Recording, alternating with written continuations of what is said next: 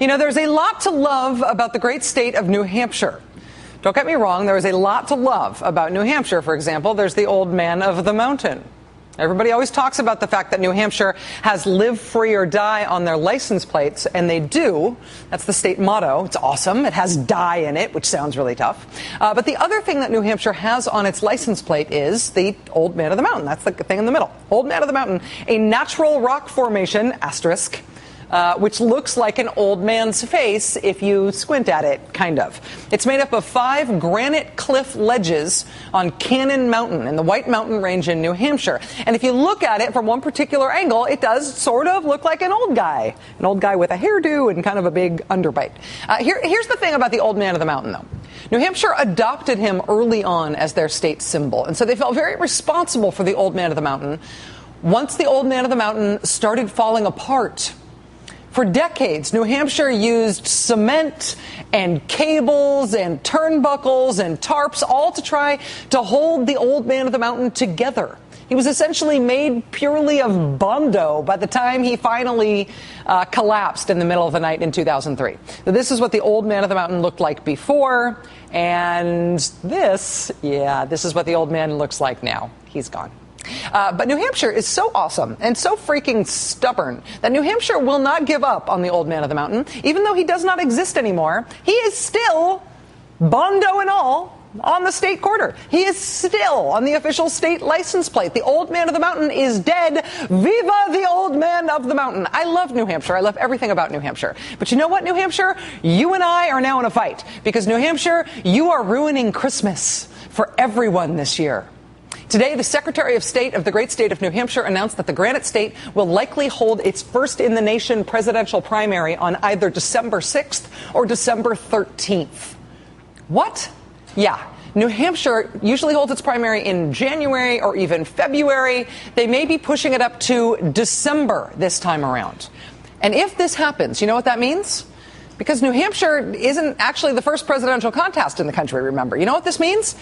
New Hampshire is just the first primary. There is something that comes before New Hampshire. So you know what this means? This means Iowa will be even earlier. By our arcane political rules that we treat like gospel, Iowa caucuses have to be held at least 8 days prior to any other caucus or primary. So do the math there. If New Hampshire really does move up to December 6th, that will put Iowa in November. Iowa will start voting around November 28th, as in next month, as in 6.5 weeks from now. Which means that America would spend 12 months voting for president this year. Voting for a full year. This is enough to make a giant old man with an underbite collapse into rubble in despair. A year of voting. Not campaign season, but election lasting a year. If this happens, what happens then to the ratio of time when policy can actually get made to time when everybody acknowledges policy can't really be made because it's campaign season? What happens to that ratio? If just voting is going to take a full year now, then nobody is ever actually going to be president again. We're just going to have a constant flow of candidates running campaigns, punctuated by inaugurations, followed immediately by that person who was just inaugurated going back to becoming a candidate. And the problem with that for us as citizens is that some stuff actually needs to get done and get done by our government. And if we are making decisions about what we want to do as a country, what we want our public policies to be, it's a heck of a lot more valuable to see what somebody does when they hold office, when they're actually responsible for something, than it is just to hear them make speeches. Just to hear them campaign about how bad the other guy is and what they value and how your problems are their problems and how they feel your whatever. You know, they feel your pain or your anger or your delight or whatever the national emotion of the moment is. The thing that tells you what you need to know about politicians and about the parties and about priorities is not what they say they are going to do. It is what they do. It's their record. It's how they behave. What's the most important thing in the country right now, if you ask we the people? No prizes for getting this right. Duh. The top priority of the nation? Jobs. Jobs creation and economic growth, obviously. That is far and away the most important thing listed by Americans in the latest NBC News Wall Street Journal poll released tonight. And it's the same result, essentially, in every poll. Jobs, obviously. The also-ran items are the deficit and government spending that is heavily influenced by Republican voters. Also, health care, get a little bit of a shout-out. The wars and national security, energy and the cost of gas. is picked by some people, immigration picked by some people. And then there's other. They always ask if your top priority is something other than those things I just named, those things that were just listed. In this case, there is no other. Here's the way it reads in the actual poll results. See, other, do you have an other priority, something else there that you think is the nation's top priority? They don't even get a 0, they get a dash. Not applicable. Nobody said something other than those things. The one branch of government controlled by the Republican Party right now is, of course, the House of Representatives. You want to know what is on their agenda right now? Other. That is what's on their agenda right now. The Republicans in the Senate filibustered President Obama's jobs bill last night. It did get a majority vote, but Republicans used their minority powers to block it, even though a majority voted for it. In the House, they said they would not even put the jobs bill up for a vote. They say there was apparently no time to do that. Why don't House Republicans have the time to work on jobs? Why don't they have time to even debate a jobs bill? Because, well, what's today? Today is already Wednesday, and they don't really work on Fridays, so that leaves Thursdays, and, well, Thursday's calendar is pretty much full already. What's Thursday's calendar full with? It's full with other. Because Thursday is Abortion Day in the Republican-controlled House of Representatives tomorrow. Again, Thursday will be set aside to have a full floor vote in the House of Representatives tomorrow on yet another anti-abortion bill from House Republicans. Now, if you're thinking to yourself, haven't they already voted on all their anti-abortion bills? Yes, they have. But that's not stopping them from doing it again. When Republicans took over the House back in January, their first big named bill was H.R. 2. That was their repeal health reform bill, right? And then the very next bill, the very next one they filed, H.R. 3, was the same abortion ban that they are voting on now this week. Again, basically the same thing. So since Republicans have taken over, it has been Abortion Day a lot in Washington. In February, House Republicans held a vote to eliminate all funding for Planned Parenthood across the country as a way of trying to stop abortion. That same month, Republicans also voted to eliminate funding for family planning programs of all kinds across the country, again, as a way of trying to stop abortion, supposedly. In April, when we had the first threat of a government shutdown under House Republican control, what was the sticking point? What were Republicans willing to shut down the federal government over?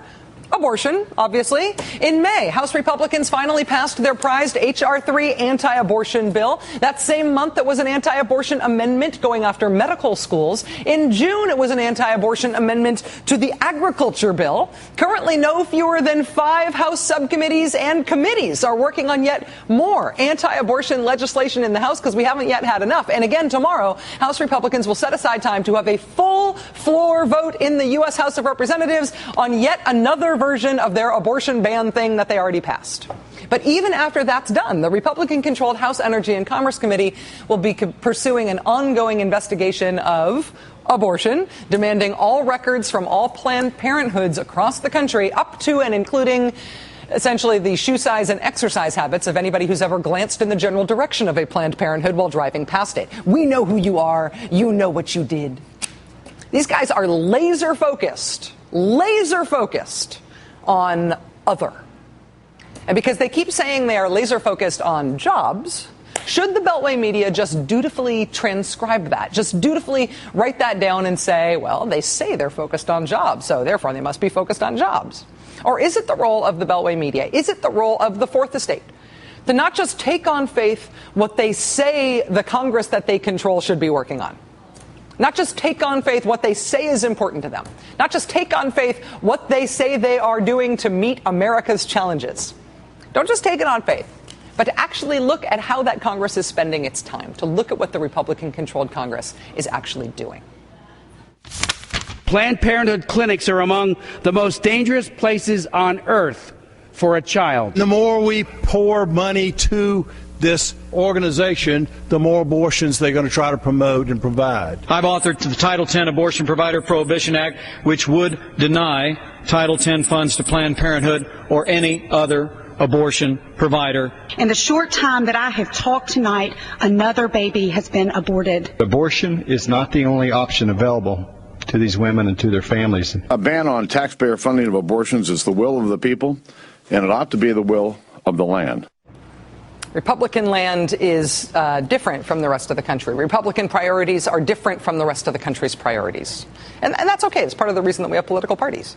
But if it is going to be even more permanent campaign season than ever before, if voting for a president starts a year ahead of time now, expect from now on, a never-ending barrage of artful language and perfect bumper stickers and sharp attacks about the difference between the parties and who has the best ideas to fix America's problems. Here's the thing, though. If you want to find out if those ideas are real, if you want to find out if those ideas are actually available for governing rather than just for campaign season, check them against what they actually do with their real time in office, with the governing power they actually have. Joining us now from a crumbling concrete overpass that spans Republican land is Washington Post columnist E.J. Dionne, who's also a senior fellow at the Brookings Institution and an MSNBC contributor. Hi, E.J. It's nice to see you. Good to see you. We should meet next week in Dubuque or Des Moines. We're going to have to get there quick. Do you believe that we might start voting in November? I mean, I'm assuming this is a bluff from New Hampshire in order to freak everybody out. Will people be freaked out by this sufficiently that it will not happen? I think it will bring some pressure on all the states trying to move up their primaries. But look, New Hampshire would vote on July 4th if that's what it took to preserve its role in the primary system. I mean, it's already moved way back from where it used to be not all that long ago. We used to start this in February or March, and last time it was right at the beginning of the year. There were a lot of New Year's Eve parties in Des Moines the last time. Is there an alternative universe, even if the campaign map doesn't change, the campaign calendar doesn't change? Is there an alternate political universe where, regardless of what people say they want Congress to work on right now, it makes sense for there to be this much abortion time in the U.S. House of Representatives this year? Well, look, for people in the Right to Life movement, particularly for ardent folks in the Right to Life movement, there is no more important issue. It's a foundational issue for them, and any day is an appropriate day to bring up this question. And we are a country, after all, that loves to argue about moral issues. We were yelling at each other about prohibition during the Great Depression. And when I was thinking about this story today, it did bring to mind one of my favorite political stories. Democratic Party was riven between wet Democrats who were anti-prohibition and dry Democrats who were for it. And it's in the 30s, after the great crash, a Democrat out in Missouri wrote Jim Farley, FDR's main political guy, and said, I don't understand why wet Democrats are arguing with dry Democrats over alcohol when neither of them can afford the price of a drink. And I think what you got in this case, I think there are a lot of right-to-lifers out there who are going to look at this and say, wait a minute, jobs are still my priority. And I also think that from their point of view, looking at it from the point of view of folks who are against abortion, people are much less likely to have abortions, more likely